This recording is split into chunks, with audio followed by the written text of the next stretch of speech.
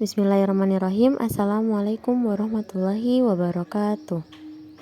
Saya Nazaf Fazira, salah satu santriwati Sekolah Tinggi Ilmu Tarbiyah Ar-Rodotul Hasanah dari Prodi Pendidikan Bahasa Arab. Di sini saya akan mereview jurnal takdib dengan judul Sistem Pendidikan Pesantren Modern, Studi Kasus Pendidikan Pesantren Modern Darussalam Gontor yang ditulis oleh Al-Ustadz Muhammad Ismail pada bulan Rajab tahun 1432 Hijriah dengan volume 6 nomor 1. Keberhasilan proses pendidikan sangat tergantung pada kurikulum agar tercapai tujuan pendidikan yang diinginkan dan sesuai dengan perkembangan zaman. Mengingat pentingnya kurikulum, maka setiap lembaga harus membentuk kurikulum yang dinilai bisa membawa kepada kondisi yang ideal. Tujuan pendidikan yang sebenarnya adalah membentuk individu yang berkemampuan secara intelektual, skill, dan moral. Istilah kurikulum berasal dari bahasa Latin curriculum yang berarti a running course. Pada 1955, kalimat kurikulum pertama kali digunakan. Setelah itu, kalimat kurikulum digunakan untuk pelajaran yang harus ditempuh oleh seorang pelajar untuk mendapatkan gelar penghargaan dalam dunia pendidikan. Dalam jurnalnya, Muhammad Ismail mencantumkan pendapat Omar Hamalik tentang perlunya pemikiran-pemikiran inovatif dalam kurikulum. Mengingat akan masyarakat dan zaman yang selalu berubah, maka kurikulum pun akan berubah. Pesantren telah berada di tengah masyarakat Indonesia sejak abad ke-15 hingga saat ini. Hal ini tidak terlepas dari kelebihan-kelebihan pesantren dalam mengolah kurikulum sehingga mampu bertahan di setiap perkembangan zaman.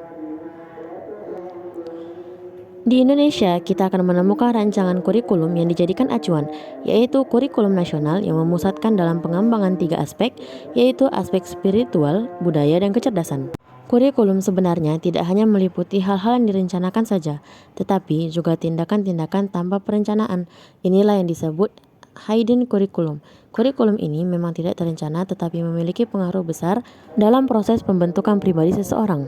Indonesia sangat kurang memperhatikan kurikulum ini karena banyak yang memaknai bahwa pengajaran hanyalah pertemuan tatap muka antara murid dan guru. Beberapa kurikulum diantaranya kurikulum formal dan non-formal. Kurikulum formal mencakup kegiatan di kelas dan terencana, sedangkan kurikulum non-formal mencakup kegiatan di luar kelas tetapi tetap terencana. Dan hidden kurikulum yang berarti peraturan-peraturan tak tertulis seperti adab kepada guru. Pengajaran di pondok pesantren modern lambat laun meninggalkan sistem pesantren tradisional, seperti pembelajaran dilakukan dengan alat tulis, kapur, dan papan tulis, atau guru yang menggunakan dasi. Inilah mengapa pesantren bisa dikatakan sebagai pesantren yang modern.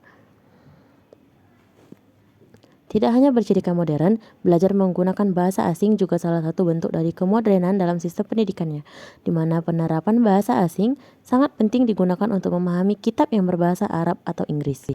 Pondok menerapkan sistem full day school dan sistem asrama yang memberikan banyak manfaat dan memudahkan pengontrolan terhadap anak didik sehingga hidden curriculum dapat diwujudkan dengan baik, yang berarti segala yang dilihat, didengar, dan dirasakan adalah sebuah pendidikan.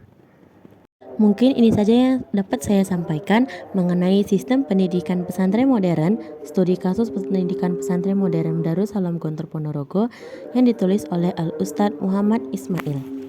Terima kasih saya ucapkan atas perhatiannya. Assalamualaikum warahmatullahi wabarakatuh.